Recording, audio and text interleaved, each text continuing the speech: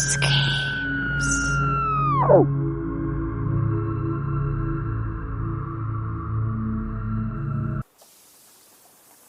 I heard Jim talking in the shower this morning.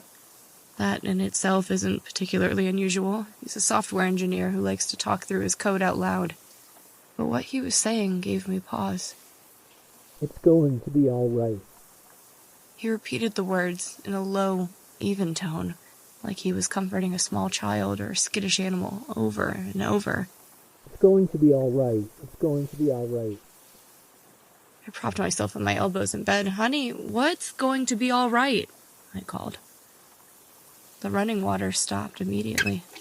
Jim came to the bedroom door, spatula in hand. "What was that?" he said. My sleep-clogged brain sputtered in confusion. "You were taking a shower. You were talking to yourself." He shook his head, looking bemused. "I showered last night. Hey, you should get up. Breakfast's almost ready." Then he disappeared back to the kitchen. Must have been a dream, I thought.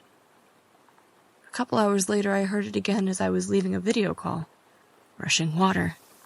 I pulled out my earbuds and walked to the door of my home office, peering down the hallway toward the sound. The bathroom door was closed. I was supposed to be home alone. So someone broke in to take a shower? And then I heard the voice. Faint, high-pitched. I crept closer. "We're trapped. Trapped." It was my voice. I burst into the bathroom frantic. The room was quiet. Empty. When I touched the shower walls, they were dry. The incident was still on my mind when I drove to pick up Jim that evening. As he scooched into the passenger seat, grumbling about code freezes and privacy reviews, I made perfunctory sounds as I pulled out of the parking lot.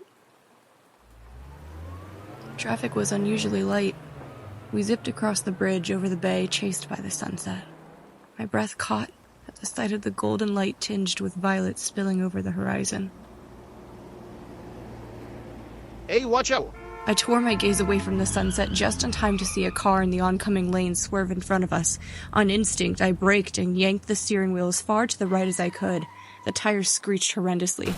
We hit a concrete barrier, the hood of the car crumpling in as the back lifted up, and the car did an almost lazy somersault through the air before we hit the water.